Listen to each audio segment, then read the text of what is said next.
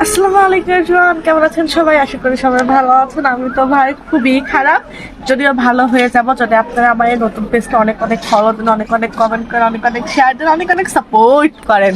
So এটা হচ্ছে গিয়ে আমার নতুন পেজ, যেখানে এখন থেকে হয়তো আমি রেগুলার অ্যাক্টিভ থাকবো।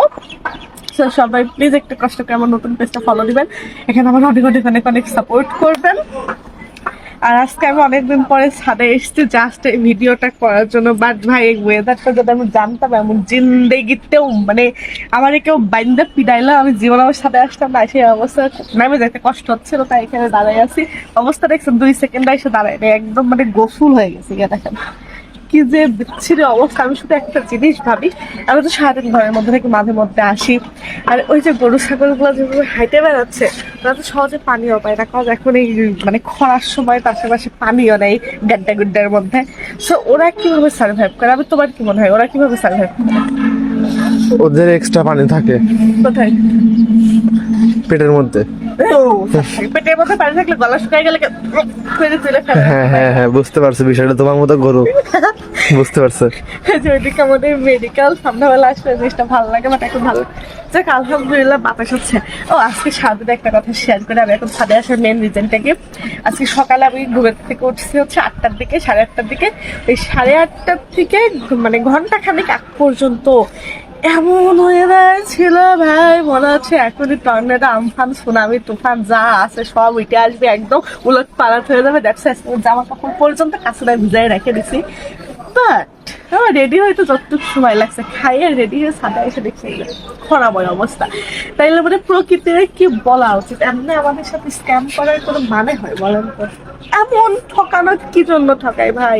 আমি একটা নিরীহ নারী, আমি প্রকৃতির কাছে ঠকে গিয়েছি ভাই। তো যাই হোক, এই ছিল আমার পক্ষ। এদিককার ওয়েদারটা ভালো, বাট প্রচুর রোদ। মানে কুষ্টিয়ার মানুষ যে কি পাপ করছে উপর আল্লাহ ভালো জানে। আল্লাহ জানে কুষ্টিয়ার মানুষ কি পাপ করছে। কুষ্টিয়াতে বৃষ্টি নাই, কিছু নাই, প্রচন্ড গরম পড়তেছে।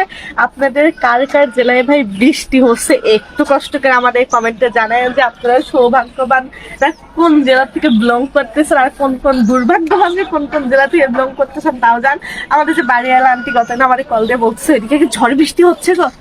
কই আন্টি না তো, বলছে আর বললো না আমাদের এদিকে প্রতিদিন ঝড় বৃষ্টি হয়। বলছে আন্টি প্লিজ আমার এখান থেকে নিয়ে যাচ্ছে, ওই বাড়িটা ভাড়াতে আমি এখানে থাকবো না, এত খারাপ অবস্থা।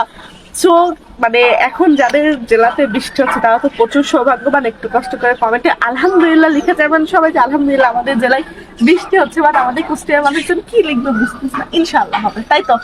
তো অতি দ্রুত কিন্তু আমাদের শপের মাল আসতে যাচ্ছে। হ্যাঁ হ্যাঁ, অতি দ্রুত কিন্তু কুরবানি ঈদের আগে আমাদের হচ্ছে নিউ নিউ কালেকশন চলে আসবে। এএস ফ্যাশনের অনেক সুন্দর সুন্দর, এই গতবারের থেকে এইবারকার কালেকশন গুলো আরো সুন্দর রাখার চেষ্টা করব। তো সবাই কুরবানি ঈদের মধ্যে কিন্তু প্রোডাক্ট গুলো আমার কাছ থেকে নেবেন, বিশ্বস্ত সাইমা আপি।